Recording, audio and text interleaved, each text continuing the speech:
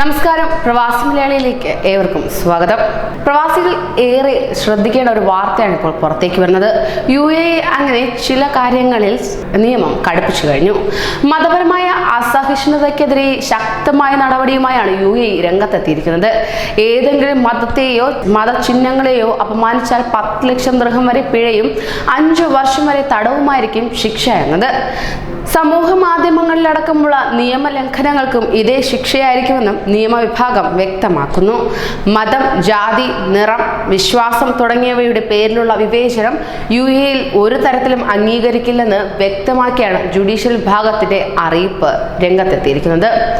ഏതെങ്കിലും മതത്തെയോ മതഗ്രന്ഥങ്ങളെയോ മതചിഹ്നങ്ങളെയോ പ്രവാചകനെയോ ആരാധനാലയങ്ങളെയോ അപമാനിക്കുന്ന തരത്തിലുള്ള എല്ലാ ശ്രമങ്ങളും നിയമലംഘനമായി കണക്കാക്കുമെന്നാണ് പുറത്തേക്ക് വരുന്ന വിവരം.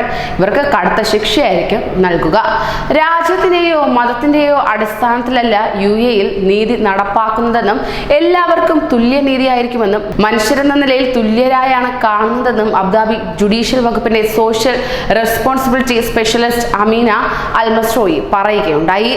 ഫെഡറൽ നിയമം 2 അനുസരിച്ച് വിദ്വേഷവും വിവേചനവും വച്ചുപുലർത്തുന്ന നിയമലംഘനങ്ങൾക്ക് 2,50,000 ദിർഹം മുതൽ 10 ലക്ഷം ദിർഹം വരെ പിഴ ശിക്ഷയും 5 വർഷം തടവും ലഭിക്കുന്നതായിരിക്കും.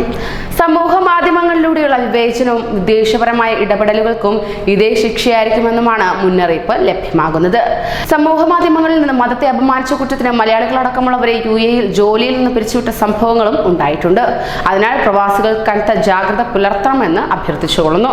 അങ്ങനെ ഏതെങ്കിലും മതത്തെയോ മതഗ്രന്ഥങ്ങളെയോ ചിഹ്നങ്ങളെയോ പ്രവാചകനെയോ ആരാധനാലയങ്ങളെയോ അപമാനിക്കുന്ന തരത്തിലുള്ള എല്ലാ ശ്രമങ്ങളും നിയമലംഘനമായി തന്നെ കണക്കാക്കുന്നതായിരിക്കും.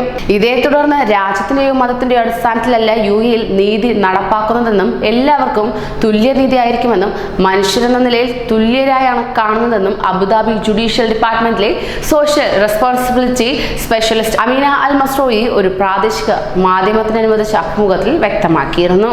അതിനാൽ തന്നെ ഒരു പോസ്റ്റോ ഒരു കമന്റോ നിങ്ങളുടെ ഭാവിക്ക് തന്നെ വിലങ്ങ് തടിയായേക്കാം. അത്തരം ചിന്ത തന്നെ മറന്നേക്കൂ. ഇനി വേർതിരിവുകളില്ല, വിവേചനങ്ങളിലുമില്ല.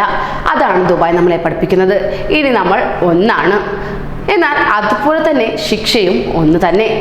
സമൂഹ മാധ്യമങ്ങൾ ഉപയോഗിക്കുമ്പോൾ കനത്ത ജാഗ്രത പുലർത്തണമെന്ന് അഭ്യർത്ഥിച്ചുകൊള്ളുന്നു.